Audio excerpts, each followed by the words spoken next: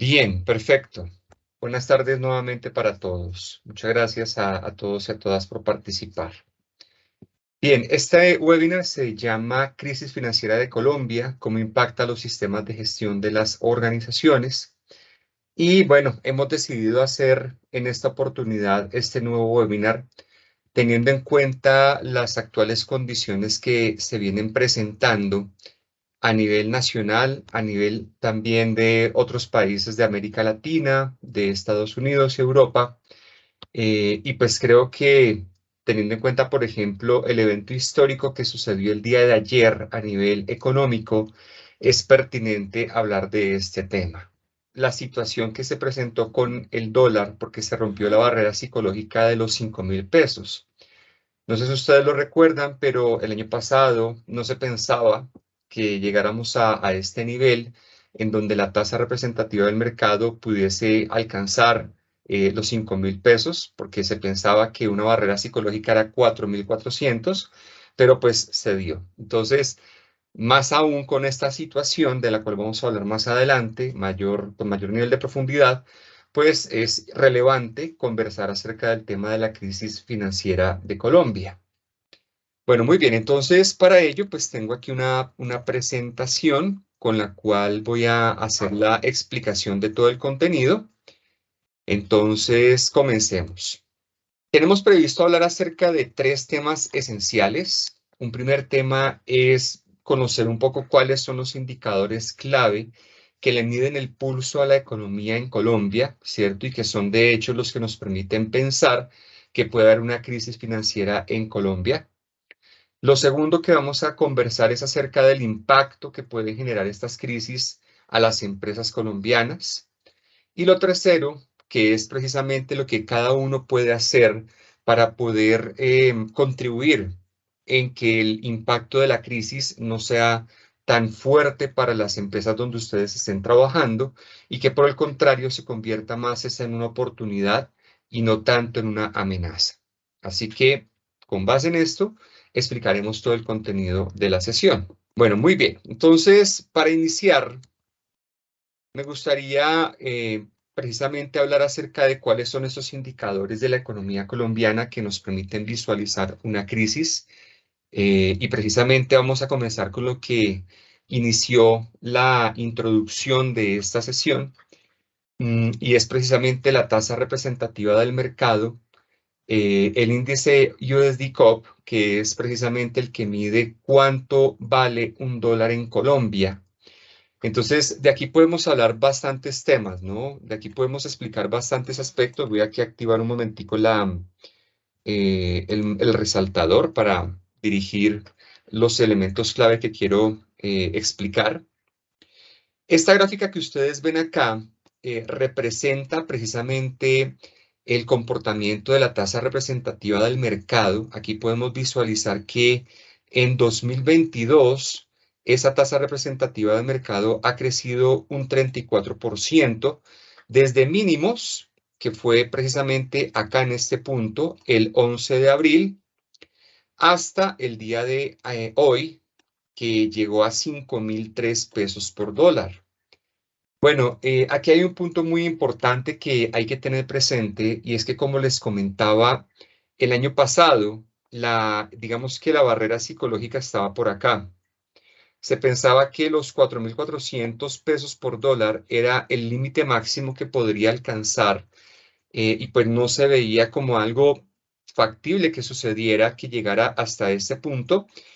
Hablo precisamente del año 2021, no se esperaba que llegara a un crecimiento tan fuerte, pero en 2022, si ustedes aquí logran identificarlo, esta época fue clave porque estuvo relacionada con el tema de las elecciones.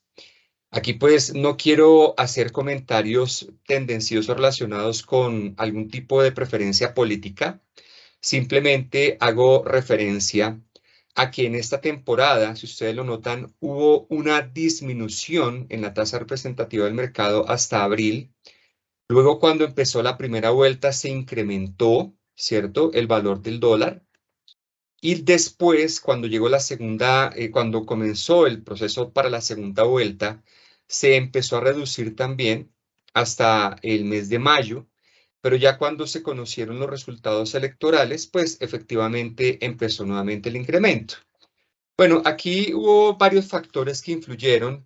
Hace poco estuve escuchando un comentarista económico que explicaba precisamente que no solamente las elecciones impactaron el crecimiento, también estuvo la guerra de Ucrania, también fue la crisis energética. Hubo varios factores, pero más o menos al hacer un análisis de correlación, él pudo demostrar bajo estadística que el tema de las elecciones pudo contribuir aproximadamente en un 48% en el incremento del precio del dólar, que son factores internos, y más o menos un 52% eran factores externos los que estaban impactando el comportamiento del precio del dólar en ese momento.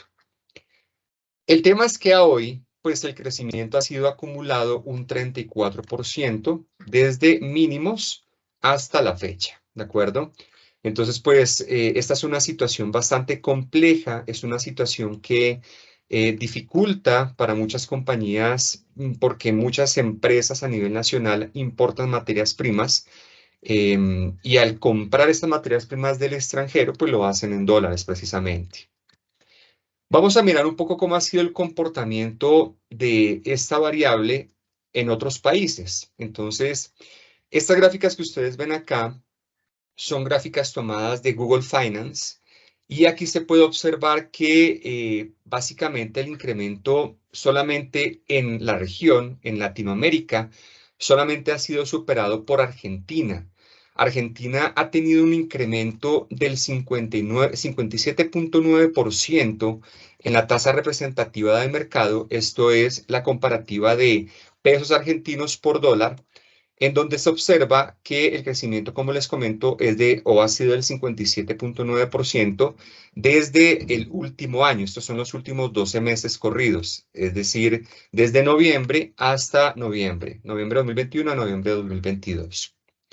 Bueno, miren ustedes que aquí hay también otras monedas, como por ejemplo está aquí precisamente el peso argentino, aquí tenemos precisamente el peso colombiano, ¿cierto?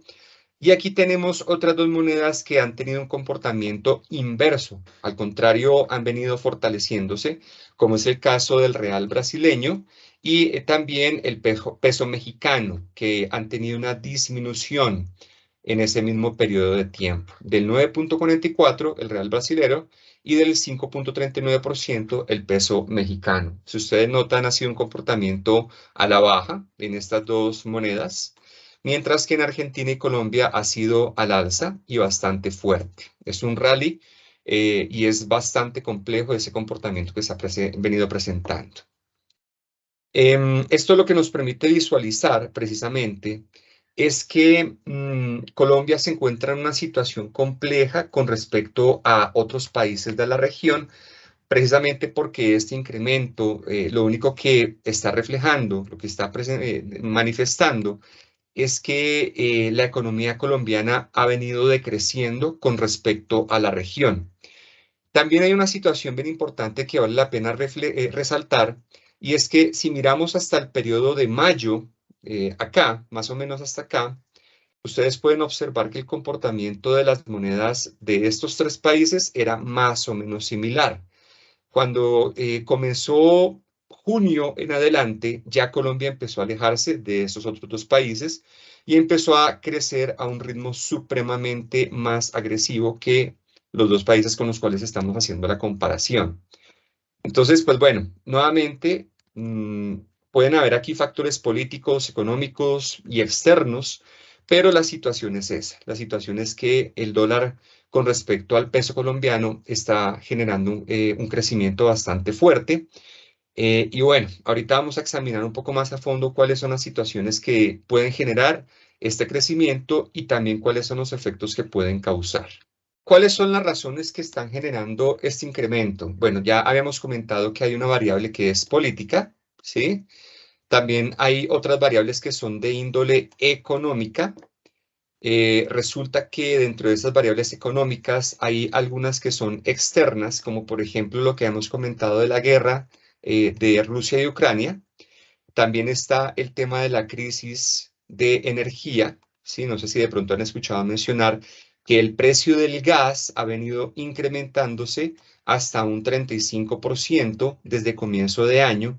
El, el commodity del gas, que es precisamente una de las principales materias primas que produce Rusia, ha venido creciendo en precio por precisamente la amenaza de que se reduzca el suministro de gas hacia Europa, y efectivamente esto afecta en Colombia porque muchos de los insumos de la maquinaria y de los repuestos que se utilizan en los equipos que mueven la industria colombiana se importan de Europa, en especial de Alemania. Entonces, efectivamente, esto puede generar una afectación en gran parte de las industrias del país. Bien, ahora, ¿cuáles otras variables pueden estar afectando? Resulta que la inflación también es otra variable que impacta de forma significativa la economía del país. Aquí pueden observar ustedes que actualmente, o bueno, no actualmente, al mes de septiembre, el acumulado del índice de precios al consumidor iba en el 10,08%. Y por proyecciones de Corficolombiana, que es una de las empresas de información financiera más reconocidas en el país, se estima que puede llegar hasta un 11,8% el índice de precios al consumidor. La ciudad que más ha tenido impacto por la inflación ha sido Cúcuta. Precisamente en Cúcuta, por el tema fronterizo, se ha visto bastante impactado, seguido por Santa Marta, Valledupar, Riohacha y Montería, es decir, ciudades de la costa norte y ciudades precisamente que tienen afectación de frontera, son las que más se han venido afectando por el tema de la inflación. Curiosamente, Bogotá, pues yo vivo en Bogotá, de pronto algunos de ustedes viven en otras ciudades, pero curiosamente Bogotá es una de las menos afectadas por la inflación, con un acumulado del 10,5%. ¿Cuáles son los rubros que más han afectado la inflación? El primero es alimentos y bebidas no alcohólicas, es decir, casi todos los productos de la canasta básica familiar, con un 33% de impacto, seguido por el tema de alojamiento, todo lo que tiene que ver con arriendos y combustibles, es decir, todo lo que se requiere para que un hogar convencional pueda funcionar, en un 19%. Y por último, los viajes, todo lo que tiene que ver con restaurantes y hotelería, se ha venido afectando también en un 11%. Si ustedes quieren viajar en este momento a otra ciudad o inclusive a otro país, más todavía, pues la afectación va a ser bastante fuerte en el tema de precios, porque la mayoría de los viajes se adquieren en dólares. Entonces, pues esto es bastante complejo para las personas que van a viajar desde el país hacia el extranjero. Para los extranjeros, viajar a Colombia actualmente está siendo una ganga. Inclusive hay muchos extranjeros que pueden viajar comprando en Colombia, pueden viajar a otros países y les sale supremamente económico. Entonces, esto es otra situación que afecta el comportamiento de la industria colombiana. Ya vamos a mirar los efectos colaterales que esto produce. Una tercera variable es precisamente la política monetaria con respecto a las tasas de interés. No sé si ustedes lo escucharon esta semana, inclusive hoy salió la noticia del incremento de 7,5, o más bien de 750 puntos porcentuales en la tasa de interés de la Fed. La Fed es como el Banco de la República de Estados Unidos, pero allí lo que se estableció es un incremento que llegó al 4% en Estados Unidos en la tasa de interés base. Eso en Estados Unidos es muchísimo, porque hace más o menos 42 años no se presentaba un incremento tan fuerte en la tasa de interés. En Colombia, hace más o menos una semana, se estableció que el incremento iba a ser al 11%. La política monetaria se encuentra actualmente en el 11%, y esto no se veía desde el año 2008. No sé si ustedes los están enterados, pero en el año 2008 también hubo una crisis, que fue la crisis del sector inmobiliario, que fue cuando se presentó la burbuja inmobiliaria y los precios de la mayoría de los bienes inmuebles cayó en Estados Unidos, y también afectó de forma significativa a Colombia, ¿no? Em, ese incremento en la política monetaria se da cuando hay un aumento en el dinero que está circulando en el mercado. ¿Y por qué circula más dinero en el mercado? Cuando un país imprime más dinero, cuando hay más dinero en el mercado porque el país está imprimiendo a una velocidad más alta, eso genera un incremento en la inflación. O sea, la estadística que vimos de la inflación hace un momento, precisamente se ve relacionada por el aumento en la impresión del dinero. Y ustedes saben que cuando abunda algún bien o algún artículo, en vez de incrementarse su precio, se reduce. Entonces, cuando hay más flujo de dinero en el mercado, para poder controlar ese flujo de dinero y para que no se aumente la inflación, pues lo que hacen los bancos de cada país, en este caso el Banco de la República, es aumentar la tasa de inflación, de interés, para controlar la inflación y que se pueda volver a los niveles normales.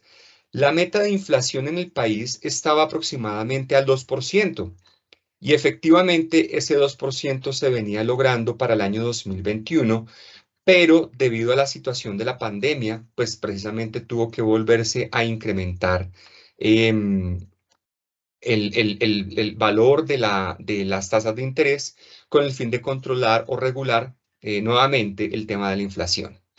¿Qué pasa cuando se incrementa la tasa de interés en un país? Pues precisamente el crédito se hace más costoso y esto hace que empresas y personas no puedan acceder a créditos, no puedan financiar los proyectos, entonces eso vuelve y contrae la economía. Y al contraer la economía se reduce la demanda y al reducirse la demanda, pues se reducen los ingresos de las empresas y por lo tanto sus utilidades. Entonces, eso tiene un efecto cíclico y sinérgico que crea la recesión y muchas veces cuando hay una recesión extendida, pues precisamente crea una crisis o un decrecimiento de la economía. Ok, entonces ya hemos hablado de la tasa representativa del mercado comparativamente con otros países. Ya hablamos también de la tasa de interés. Ahora vamos a contar un poco acerca de cómo ha estado el mercado colombiano. El mercado colombiano, ¿cómo se mide?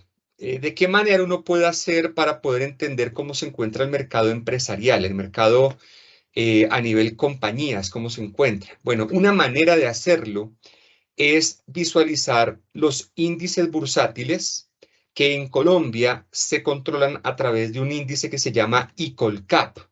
Esto que ustedes ven acá es el índice bursátil que mide el comportamiento de las 32 empresas más capitalizadas en Colombia.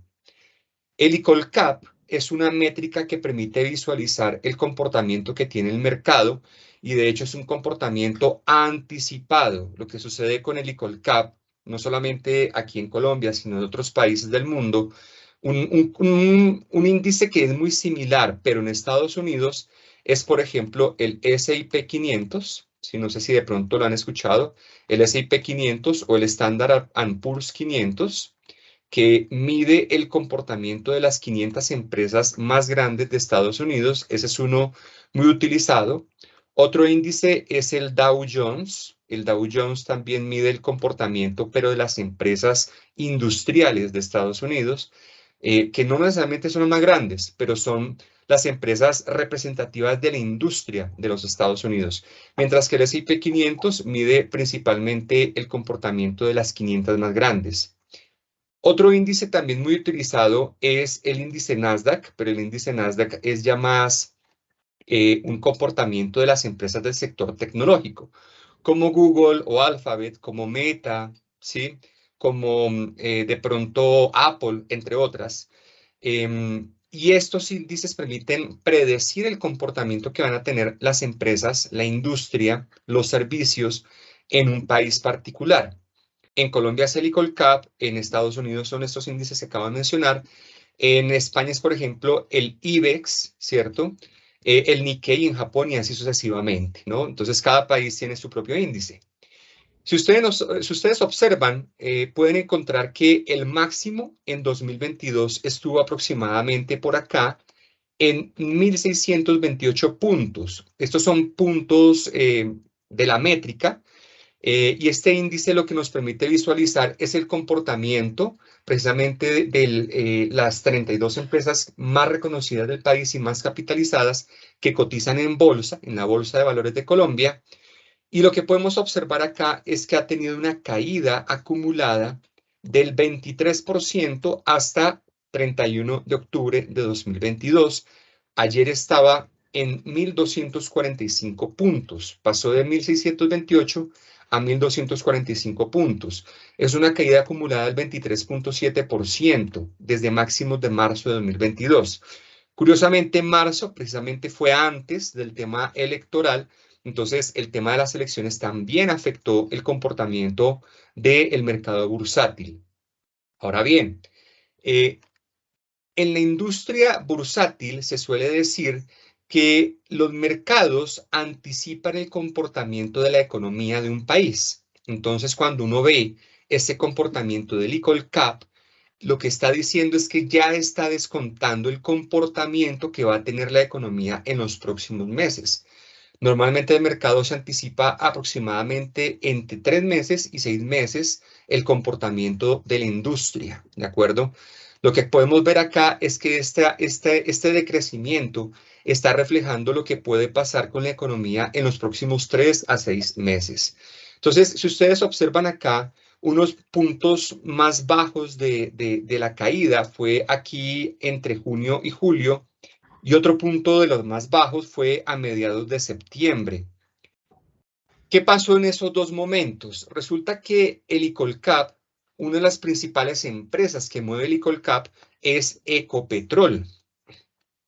Y resulta que Ecopetrol se ha venido afectando sustancialmente por los anuncios que ha hecho el Ministerio de Minas y Energía de suspender la exploración petrolera y de no manejar nuevos contratos de perforación y exploración.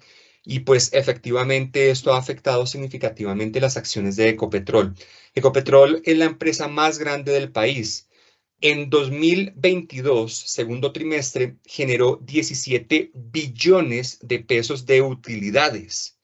Esos 17 billones de pesos representan el 50% de lo que se requería en la reforma tributaria del año antepasado, por la cual ustedes recordarán que se generó una cantidad de situaciones de orden social, marchas, paros armados y demás.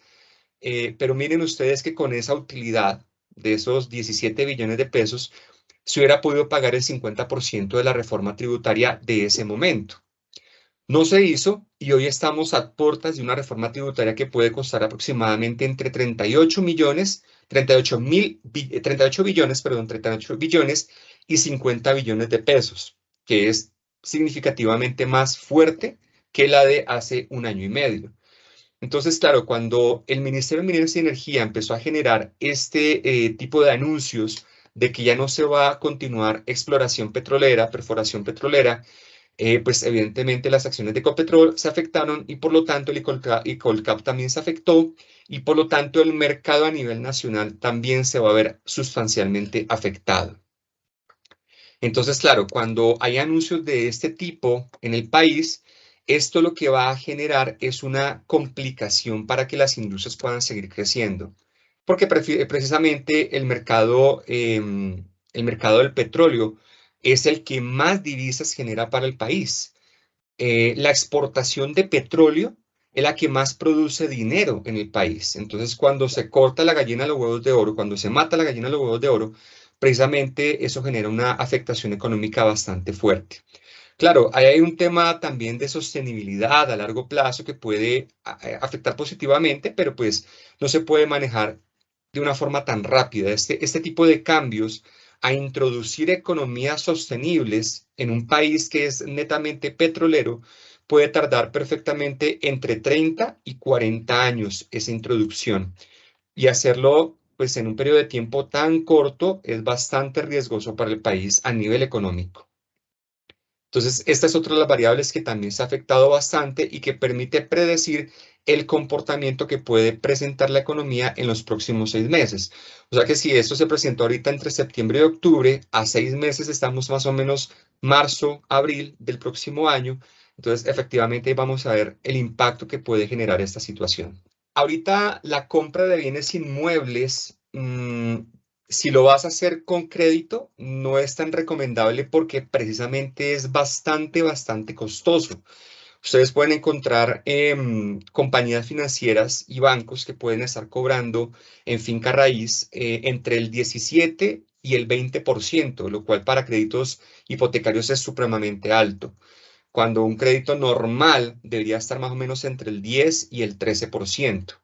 Entonces, de pronto en una sola cuota no se ve, pero cuando uno empieza a acumular el pago de cuotas al año, a los 5 años, los 10 años, es un platal impresionante. Entonces, si lo vas a hacer, si vas a hacer compra de bienes inmuebles con créditos, pues no sería tan recomendable.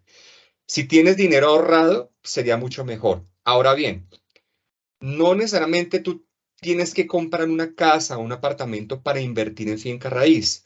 Existe un concepto que es el de los REITs. No sé si de pronto han escuchado hablar de qué es un REIT.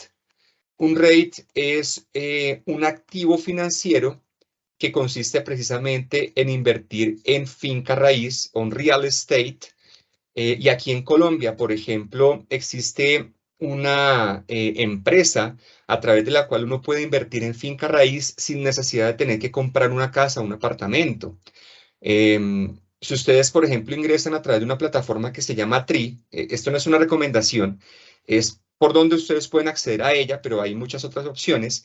Pero si ustedes acceden a través de una plataforma que se llama TRI, ahí van a poder encontrar varios fondos de inversión inmobiliaria en donde pueden hacer compras de participaciones sin necesidad de tener que invertir 100, 200, 300 millones de pesos, pero sí una participación de pronto más pequeña, 1 millón, 2 millones, 5 millones, y tener precisamente una opción de inversión en finca raíz, ¿no? Eso, desde mi punto de vista, es preferible ahora que comprar una casa o un apartamento a crédito. Bien, por aquí también comenta Diana, señales de alerta para generar alternativas de inversión. ¿Es una pregunta o es un comentario, Diana? Bueno, señales de alerta. Digamos que dependiendo de la estrategia de inversión que ustedes quieran utilizar, puede suceder que sea una señal de alerta o una señal de oportunidad, dependiendo. Ahorita les voy a explicar un poquito esa parte para que me puedan comprender a qué me refiero. Vamos a explicar por el momento qué impacto puede generar el tema de esa crisis a la economía colombiana. Y para eso, pues vamos a utilizar dos métricas que son básicas. La primera métrica es el Producto Interno Bruto. El Producto Interno Bruto mide qué tanto dinero está ingresándole neto al país, comparando ingresos totales versus costos totales, comparando la balanza comercial, la balanza de pagos, las exportaciones, las importaciones. Y como ustedes pueden observar acá en esta gráfica, 2021 fue un año tipo rally. Cuando hablo de un año rally significa que hubo un crecimiento bastante interesante con respecto a 2020. Pues en 2020, por el tema de la pandemia, hubo una contracción de la economía, pero en 2021, precisamente por el efecto de la impresión de dinero que hizo casi que todos los países del mundo, pues se generó un exceso de oferta, o más bien un exceso de demanda, y cuando hay un exceso de demanda, pues las empresas tienen más para poder vender, por lo general. Digamos que aquí también hubo otras situaciones que las empresas no estaban como tan preparadas precisamente para poder afrontar ese exceso de demanda.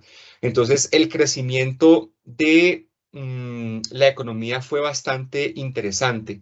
Estuvo por el orden de más o menos un 15% el crecimiento de la economía en 2021 a cuarto trimestre de 2021, pero ya este año los últimos datos del primer trimestre de 2021 reflejan una caída del 10%.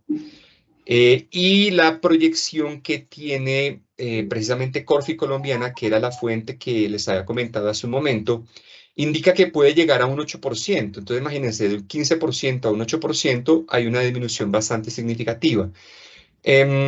¿Esto qué representa para las compañías de Colombia? Precisamente que cuando hay una reducción en el Producto Interno Bruto, significa que la economía se está contrayendo. Y cuando la economía se contrae, pues eso genera una cantidad de efectos positivos y negativos. Ahorita vamos a mirar cuáles son más concretamente. Pero entonces, el punto esencial al que quería llegar acá es que la economía colombiana se proyecta que pueda caer al orden del más o menos 2 al 3% y que el Producto Interno Bruto pueda llegar al 8% a cierre de 2022. Esa es una de las variables efecto donde se ve manifestado el tema de la crisis. Y otra de las variables donde se ve manifestado es precisamente el tema de la tasa de desempleo, ¿no? Bueno, aquí sucede una cosa bien interesante. Resulta que la tasa de desempleo en época de pandemia llegó a estar en el 22%. Esta estadística que ustedes ven acá fue la tasa de desempleo para el mes de junio de 2020, ¿de acuerdo? ¿Cuándo comenzó el cierre y el confinamiento preventivo? Comenzó a finales de enero, comienzos de febrero. Y miren ustedes que para esa época la tasa de desempleo estaba por el orden del 13%. Se redujo la tasa de desempleo en esos 3 meses, pero ya después en junio se incrementó al 22% porque una gran cantidad de empresas tuvo que cerrar operaciones. Cuando ya empezó la reapertura, pues entonces la tasa de desempleo volvió a bajar. En 2021 se empezó a ver los efectos de la impresión de dinero, empezó a volver a subir y después de eso volvieron a imprimir más dinero, entonces aumentó la economía y volvió a bajar la tasa de desempleo. Vuelve en enero y vuelve y sube y ahorita hasta el mes de septiembre está bajando. Pero ¿qué sucede? Resulta que la tasa de desempleo es una métrica de efecto. Al ser una métrica de efecto, se ve reflejada tiempo después el comportamiento del empleo en el país con respecto a las variables causales que hemos visto anteriormente. ¿Qué variables causales? La tasa representativa del mercado, el índice de precios al consumidor, las tasas de interés. Cuando esas variables empiezan a crecer, o a reducirse dependiendo de cuál estemos hablando, entonces el comportamiento de las empresas empieza a cambiar, después el Producto Interno Bruto empieza a cambiar y luego el tema del desempleo también empieza a variar. Entonces es muy probable que después de noviembre esta tasa de desempleo empiece a crecer nuevamente. ¿Hasta qué punto? No lo sabemos porque hay diferentes factores que pueden incidir en ello. Pero es muy probable que el comportamiento esté por el orden del 15 al 16%, ¿de acuerdo? Entonces, eso efectivamente va a afectar la economía colombiana, como ya lo hemos venido observando en otras variables o métricas macroeconómicas. Entonces, claro, ¿cuáles son los efectos cuando estas dos variables empiezan a cambiar? Cuando disminuye el Producto Interno Bruto y cuando crece la tasa de desempleo. ¿Ven ustedes cuáles son esos comportamientos que se empiezan a dar? Hay efectos negativos y hay efectos positivos. Entonces, ¿cuáles son los efectos negativos que ustedes van a empezar a observar? Primero, se empieza a contraer la demanda, es decir, empieza a reducirse la cantidad de personas que adquieren productos y servicios. Cuando eso sucede, se reducen las ventas de las empresas. Cuando se reducen las ventas de las empresas, evidentemente disminuyen los ingresos y las utilidades, y cuando empiezan a disminuir los ingresos y las utilidades, pues los gastos empiezan a ser recortados. Y uno de los principales gastos en la mayoría de empresas es la nómina. Entonces, hay que reducir la nómina. Ahí es donde empieza a verse reflejado el tema del desempleo, y cuando las utilidades no son las esperadas, entonces empieza a presentarse el tema de la fuga de capitales. Aunque no necesariamente hay que esperar hasta que suceda todo esto para que haya fuga de capitales. Ya está presentándose una fuga de capitales y uno de los efectos que podemos observar es precisamente que hay una mayor demanda de dólares.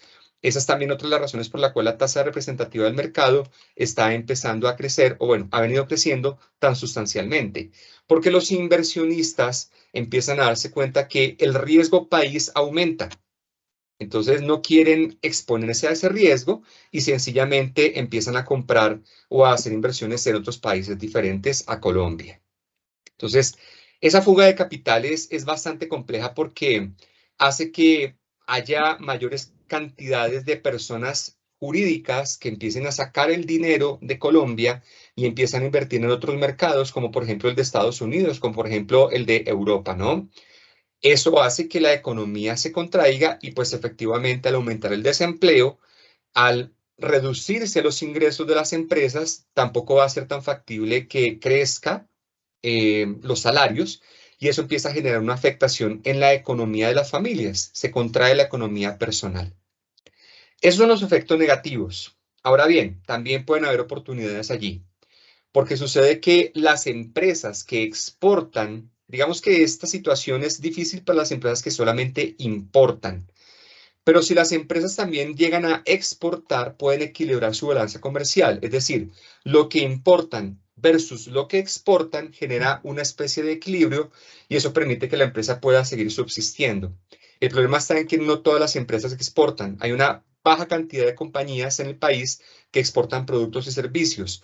La mayoría lo que hacen es importar y por esa razón es que se genera más un efecto negativo que positivo.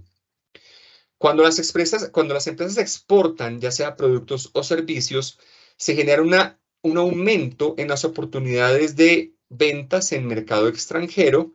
Al aumentar las exportaciones, entonces se incrementan las divisas en dólares y esto precisamente también hace que los ingresos y por lo tanto las utilidades de algunas compañías también se incrementen.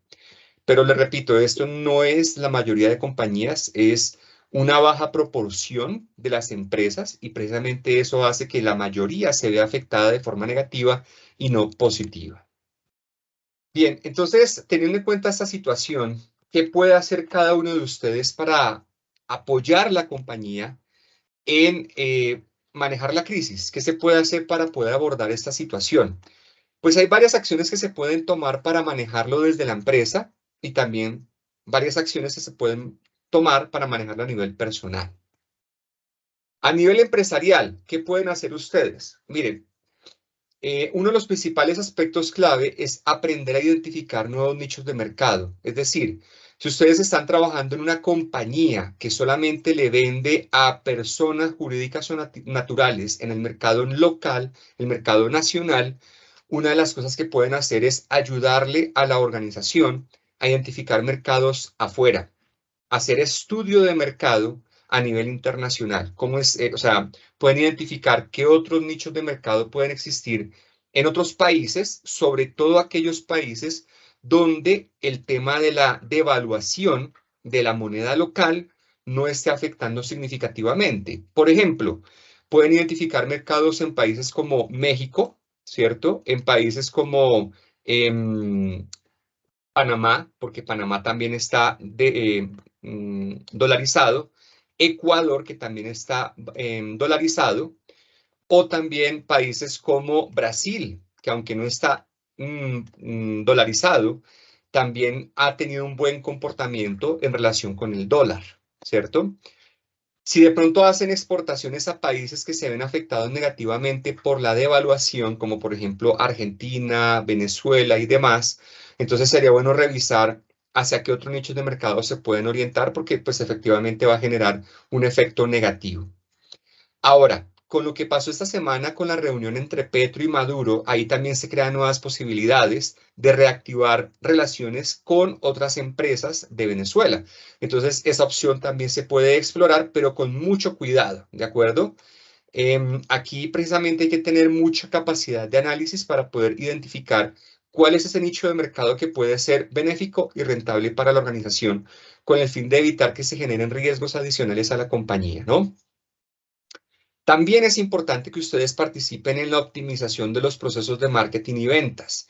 Una de las cosas que hemos notado es que la gente que trabaja en temas de HSQ muy poco sabe de temas de marketing y ventas y eso es una desventaja muy fuerte. De hecho, una de las razones por las cuales en la mayoría de las compañías la gerencia no le presta tanta atención a los sistemas de gestión es precisamente porque la gente de HSE no conoce casi temas de marketing y ventas y no habla en términos comerciales. Y al no hablar en términos comerciales, pues está manejando un lenguaje diferente que no atrae el interés de la dirección. Entonces, esto es súper importante. Aprendan un poco sobre marketing y ventas para que puedan aportarle a la empresa en el establecimiento de nuevas estrategias de mercadeo y en la obtención de nuevos clientes en otros nichos de mercado donde haya posibilidades de crecimiento, especialmente los mercados dolarizados. Otra de las cosas que también es súper importante hacer es aprender a optimizar el sistema de gestión para contribuir en mejorar la rentabilidad de la empresa. Miren, otra de las cosas que yo he podido observar que aquí con el equipo hemos podido encontrar es que también la mayoría de las personas que trabajan en HSEQ no conocen cómo desarrollar un estado de pérdidas y ganancias. No entienden la diferencia entre costos fijos, costos variables, no conocen la diferencia entre margen bruto, margen operacional o margen neto, no saben cómo clasificar un costo de ventas versus un costo operacional, y eso efectivamente cuando se trata de proponer proyectos de mejora tiene una desventaja en la organización. Cuando uno quiere participar en la mejora de la rentabilidad de la empresa, como HSEQ, precisamente a través de proponer proyectos de mejora de la eficiencia o mejora de la efectividad del sistema de gestión, es fundamental conocer estos conceptos financieros. Y también aprender a vender los proyectos desde un punto de vista financiero. Aprender, por ejemplo, conceptos como valor presente neto, conceptos como el valor futuro de una inversión, conceptos como, por ejemplo, el costo anual equivalente, ¿sí? O como, por ejemplo, la tasa interna de retorno. Estos son conceptos fundamentales para proponer proyectos de mejoramiento. Pero lamentablemente, repito, la mayor parte de personas que trabajan en HSEQ tienen esa falencia. La mayoría se preocupa mucho por el tema de aprender el requisito normativo, el requisito legal, aprender sobre auditorías, que pues eso está bien, pero no, uno no puede quedarse ahí porque efectivamente para que una empresa pueda sostenerse en el tiempo, tiene que aprender a conocer y aplicar este tipo de metodologías. Y si el HSE no contribuye en ello, pues no va a ser una persona que aporte valor sustancial a la organización, y efectivamente eso no va a permitir que le presten más atención dentro de la compañía, ¿sí? Entonces, ese es un punto fundamental.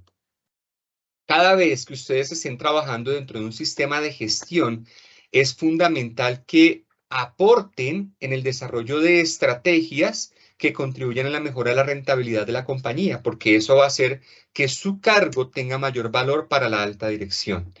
Normalmente los gerentes miden el desempeño de las personas por la capacidad que tienen para aportarle valor a la compañía. Y la generación de valor pues tiene diferentes aristas, pero a nivel contable y financiero, el valor está asociado con la capacidad para generar flujos de caja. Si en su cargo, en el cargo en donde ustedes se encuentren, pueden aportar a la generación de flujos de caja positivos para la compañía, eso definitivamente va a hacer que la alta dirección les preste más atención, más cuidado. Entonces, por esa razón es tan importante conocer estos conceptos básicos financieros. No es el momento para hacerlo, pero por esa razón hago el llamado. Es fundamental hacerlo. La mayoría de las personas que trabajan en HCE, repito, conocen muy bien la parte técnica, pero no tanto la parte de marketing, ventas y finanzas. Y ese es el lenguaje que hablan las gerencias y las juntas directivas de las compañías. Y si ustedes lo aprenden, pues definitivamente van a ayudarle a la compañía a crecer. Y eso va a generarle también valor desde el punto de vista de la alta dirección. Muy bien. Ahora, también a nivel personal existen diferentes acciones que ustedes pueden desarrollar. En el webinar pasado que hicimos acerca de cómo pueden ustedes aportar a su bienestar financiero, hablábamos acerca de que aprendieran acerca de cómo elaborar sus propios estados financieros personales, su propio balance general o estado de situación financiera, su propio estado de pérdidas y ganancias, el P y G. La mayoría de las personas no sabe cómo elaborar su propio PIG, y pues esto efectivamente es una desventaja porque la mayoría no sabe si está generando rentabilidad, no sabe si está teniendo pérdidas a nivel individual. Muchos ni siquiera saben si está teniendo crecimiento o no está teniendo crecimiento porque no tienen claramente identificado dónde están sus pérdidas y en dónde están generando disminución de activos, ¿no? Entonces, aquí es bien importante que también cada uno aprenda a desarrollar sus propios estados financieros personales. Para ello, pues la invitación es que vean el último webinar que aparece en nuestro canal de YouTube. Ustedes ingresan a YouTube, ingresan el canal RGI Grupo, @RGI Grupo, y allí van a encontrar todos los videos que tenemos pregrabados y también los que hemos hecho en vivo, ¿de acuerdo? Entonces, ingresen al último que hicimos, en donde hablamos precisamente acerca de este punto. Otro aspecto fundamental es que cada uno de ustedes pueda determinar su propia estrategia financiera. Miren, la mayoría de las personas que trabajan como empleados piensan que van a vivir de la pensión cuando cumplan los 65 años. Y hay un gran porcentaje que todavía no ha pensado en ello porque cree que todavía falta mucho tiempo para que eso suceda. Pero si desde hoy ustedes no empiezan a pensar en su futuro financiero, cuando lleguen a los 60 o 65 años van a estar en dificultades bastante fuertes. Recuerden también que una de las propuestas del gobierno actual es utilizar las pensiones, el dinero ahorrado en pensiones, para distribuirlo entre las personas que tienen más de 70 años hoy.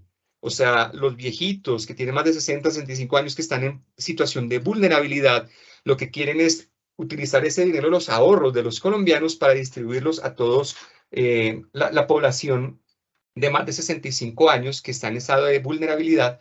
Entonces, pues efectivamente eso va a generar un problema con el tema de las pensiones. Si ustedes están pensando que las pensiones que tienen ahorradas hasta ahora les van a dar esa tranquilidad en el futuro, creo que es importante que reevalúen esa creencia porque lo más probable es que ese dinero que tienen ahorrado en pensiones de aquí a 35 años puede que no sea tan seguro como la mayoría piensa.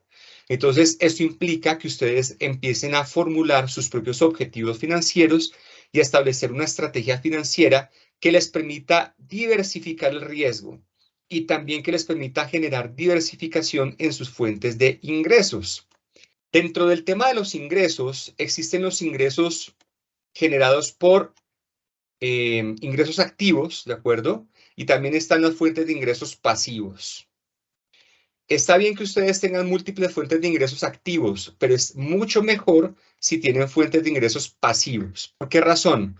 Porque los ingresos activos provienen del trabajo y resulta que la energía y la salud no duran para toda la vida. Si ustedes tienen múltiples fuentes de ingresos, pero para ello tienen que trabajar, pues a corto plazo puede que esté bien, pero no va a estar bien a largo plazo. Piensen ustedes a los 65, 70 años, si realmente van a tener la energía suficiente para seguir trabajando al mismo ritmo. Entonces, en ese orden de ideas, no es tan recomendable tener solamente fuentes de ingresos activos. Es muy importante empezar a desarrollar fuentes de ingresos pasivos. Las fuentes de ingresos pasivos provienen a través precisamente de las actividades de inversión, no a través del trabajo. Entonces, ahorita vamos a explicar un poco más a fondo el tema de la inversión, hasta cierto punto, porque para eso se requeriría otro tipo de conferencia, pero aquí el mensaje al que quiero llegar es que los ingresos que ustedes tengan sean en su mayoría pasivos más que activos. Es más, lo ideal fuera que el 100% de sus costos y gastos mensuales fuesen pagados por ingresos pasivos y no por ingresos activos. Es decir, que ustedes trabajarán solamente por placer, mas no por necesidad, porque tienen que pagar algún gasto de ese ingreso. Entonces, para esto es fundamental hacer dos cosas. Bueno, también crecer los ingresos es importante, pero es fundamental primero aprender a optimizar los costos que ustedes manejan mensualmente. Es decir, que puedan vivir con un máximo ideal del 80% de sus ingresos mensuales y que el restante 20% lo empiecen a invertir en diferentes activos a largo plazo. ¿De acuerdo? Y aquí viene un problema bien complejo para muchas personas y es precisamente que la mayoría vive alcanzado. A la mayoría le falta días para alcanzar el salario. Es decir, a la mayoría de las personas no ha finalizado el mes y ya no tienen dinero de los ingresos. La mayoría vive por encima de sus posibilidades. La mayoría tiene más o menos un 10 a un 20% de costos y gastos mensuales versus los ingresos que recibe. Entonces, eso es una situación bastante complicada que impide que una persona pueda empezar a invertir de manera sistemática y organizada a largo plazo. Entonces, una recomendación aquí súper importante es aprender cómo optimizar los costos, cómo aprender a reducir los costos y gastos para que empiece a quedar este 20% y que ese 20% se vaya a inversión, ¿de acuerdo? Cuando ya ustedes hayan logrado reducir sus costos y gastos a un máximo del 80% de sus ingresos y aprendan a vivir cómodamente con ese 80%, bueno, cambio la palabra cómodamente por sentirse bien con ese 80% de los ingresos, que no les empieza a generar piquiña el tener ese 20% ahorrado, ¿cierto? Porque es que lamentablemente la mayoría tiene unos hábitos de gasto bastante complejos y cuando tienen un dinero en la cuenta de ahorros se empieza como a darles piquiña y quieren gastarlo. Eso es una situación bien complicada que no permite que una persona pueda crecer. Es más, hay personas que se endeudan y se sobreendeudan precisamente para poder pagar esos gastos que de pronto están por encima de sus posibilidades y eso va a dificultar muchísimo que una persona pueda salir de esa situación que es cíclica, repetitiva, lo que llama Robert Kiyosaki la famosa carrera de la rata, que es pagar deudas, trabajar, recibir, gastar y pagar deudas y vivir en ese ciclo repetitivo tan complicado. Entonces, para poder salir de esa situación, lo primero es aprender a optimizar los costos, repito, pagar las deudas que tengan.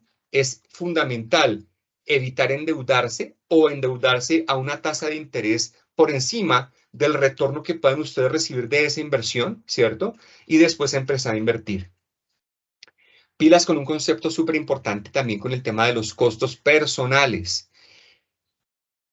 Cuando una persona se endeuda, por ejemplo, para pagar el mercado, por ejemplo, para pagar unas vacaciones, por ejemplo, para pagar la gasolina del carro, para comprar un carro, significa que probablemente está teniendo unos hábitos de consumo inadecuados y eso difícilmente le va a permitir crecer. Una persona no debería endeudarse para pagar cosas de corto plazo, ¿de acuerdo? Hay gente, por ejemplo, que compra el celular a plazos, a 24 cuotas, 36 cuotas, porque simplemente quiere tener un celular de mayor gama. Cuando eso sucede, significa que probablemente hay un hábito de consumo no tan adecuado y eso no permite crecer financieramente. Entonces, pilas con ese punto. Es importante que le presten atención a esa situación. Bien, ahora, cuando ya logren regular sus costos y gastos por debajo del 80% de sus ingresos mensuales, ahí sí pasan al tema de la inversión. Si tienen deudas, es importante que empiecen a saldarlas. Es importante que empiecen a reducir el tiempo de pago o el valor de las cuotas mensuales hasta que llegue el punto en que ya no tengan deudas. ¿En qué momentos es conveniente endeudarse? Cuando ustedes vayan a utilizar la deuda para una inversión que le genera una tasa de retorno más alta que el costo anual de la deuda. Si el costo de la deuda es mayor que la tasa de retorno de esa inversión, no es conveniente endeudarse, ¿de acuerdo? Pero como lamentablemente la mayoría no sabe cómo hacer ese tipo de ejercicio de endeudarse de forma positiva para generar una tasa de retorno mayor al costo de la deuda, pues entonces es mejor no endeudarse, ¿de acuerdo? Entonces, pilas con ese punto. Ahora, en el tema de la inversión, hay diferentes vehículos. Está, por ejemplo, los vehículos de renta fija y los vehículos de renta variable. En renta fija existe, por ejemplo, los famosos CDTs, que actualmente tienen unas tasas de interés interesantes. Hay CDTs que están al 14%, cuando antes de pandemia estaban al 2%, al 1%. Los CDATs, ¿cierto? Que también tienen unas tasas de interés actualmente interesantes. También están los bonos. Los bonos pueden ser, por ejemplo, bonos de deuda que emiten empresas privadas o empresas públicas, o bonos de hipotecas o bonos gubernamentales. Por ejemplo, aquí en Colombia tenemos los bonos que les llaman los TES, ¿de acuerdo? Los TES son bonos de deuda pública que emite el gobierno, o sea, el gobierno solicita plata y paga un interés a las personas que le prestan dinero para poder financiar los proyectos de inversión pública. Entonces, esa es otra fuente de inversión de renta fija que puede ser relativamente segura, relativamente, ¿de acuerdo? Ahora, el problema está que cuando los bonos están más económicos que otras fuentes de inversión, pues significa que el ciclo económico está cambiando, ¿no? Entonces, eso hay que tenerlo en cuenta. También están las fuentes de inversión en deuda privada a través de alternativas, de herramientas de financiación alternativa, como por ejemplo el crowdfunding o el crowdlending, que es precisamente financiación colaborativa. Por ejemplo, aquí en Colombia existe una plataforma esto es una recomendación de inversión, simplemente les estoy colocando un ejemplo. En Colombia existe una plataforma que maneja la Bolsa de Valores de Colombia que se llama Ascenso. Y Ascenso es una plataforma en donde las empresas colombianas colocan proyectos de inversión donde la gente puede prestarles dinero desde 200.000 pesos en adelante y le pagan al inversionista, a la persona natural o jurídica que les presta, una tasa de rentabilidad que puede variar entre el 10%, el 14% efectivo anual, a un plazo que puede variar entre 2 años a 4 años aproximadamente. Entonces, esta es una plataforma que existe en el país para poder hacer inversión alternativa. También están otras plataformas como, por ejemplo, hay varias fintech que tienen esta opción, ¿no? Por ejemplo, está Tiva, por ejemplo, está Tri, ¿cierto? Por ejemplo, hay varias que ustedes pueden utilizar y pueden googlear para investigar cuáles pueden servir para hacer este tipo de herramientas de crowdfunding, ¿no? También está Agrap, es otra plataforma para invertir en proyectos agroindustriales. También está, por ejemplo, Sosti, que es para invertir en ganado, ¿sí? Entonces, Local, para invertir en finca raíz, desde 5 millones de pesos. O sea, ustedes pueden investigar varias opciones de inversión. El tema es que aprendan a identificar cuáles son los riesgos que tienen estas fuentes de inversión y qué impacto puede producir en los resultados financieros que cada uno de ustedes tiene. Entonces, hay que aprender primero para saber en qué invertir. Con respecto a renta variable, existen también otras opciones. Por ejemplo, uno puede invertir en divisas, ¿cierto? Puede invertir en acciones. A mí personalmente me gusta mucho el tema de las acciones porque es invertir literalmente en partes de una empresa. O sea, cuando yo invierto en una acción, no es invertir en la ruleta rusa, no es ir a un casino, no, es comprar una parte de una empresa. Y esa empresa tiene un activo subyacente, que es todo el patrimonio y los activos fijos y corrientes que tiene esa compañía. Entonces, para mí, repito, no es una recomendación de inversión, es solamente una opinión personal. A mí personalmente me gustan mucho las acciones. Ahora, para poder saber invertir en acciones, hay que aprender a identificar cuáles acciones están costosas y cuáles están baratas. Y para eso también existen metodologías. Está, por ejemplo, la metodología del análisis técnico, que a mí personalmente no me gusta esa metodología, y está el análisis fundamental, que a mí personalmente sí me gusta esta metodología porque analiza los estados financieros de las empresas. También están los ETFs. Los ETFs son Exchange Trade Funds, que es invertir en fondos de inversión, valga la redundancia, que siguen diferentes índices a nivel nacional e internacional. El ICOLCAP, que le mencionaba hace un rato, es un ETF. El S&P 500 tiene varios ETFs como el BBO, como por ejemplo el MSCI S&P 500, entre muchos otros. Existen más o menos 4.000 ETFs en el mundo. Entonces uno también puede invertir en ETFs de una forma relativamente segura. También están las criptomonedas y los en los NTFs, que son inversiones en activos digitales, ¿de acuerdo? La verdad, yo de estos dos mecanismos de inversión no conozco mucho y no me ha llamado mucho la atención por su volatilidad, pero es una opción que muchas compañías y personas siguen, ¿no? Entonces, también pueden explorarlo. El tema es que la nueva forma de invertir es, o más bien, la nueva forma de ahorrar es la inversión. Es decir, antiguamente nos decían los papás y los abuelos, mi hijo, ahorre, ahorre porque usted no sabe cómo van a ser los próximos días. Pero ahora el tener el dinero ahorrado en una cuenta no es suficiente, porque es que ustedes colocan el dinero en una cuenta de ahorros, una cuenta corriente, y está literalmente perdiendo cada día. Si ustedes colocan 1 millón de pesos en enero, a diciembre van a tener un 11% menos de capacidad de compra con ese 1 millón de pesos que ahorraron en enero por el efecto de la inflación, precisamente. Entonces, el simplemente ahorrar ya no es una opción para uno poder proteger su patrimonio. Ahora hay que aprender a invertir para poder por lo menos protegerlo de una pérdida, ¿cierto? Y también tener la oportunidad de hacerlo crecer, ¿de acuerdo? Entonces, es muy importante, desde mi punto de vista, aprender a invertir para seguir creciendo. Bien, entonces, ahora sí, los dejo. Muchas gracias a todos por su participación. Nos veremos en la próxima hablando acerca del tema de inversiones, ¿listo? Entonces, cuídense mucho, un abrazo para todos, para todas, y nos veremos en una próxima oportunidad.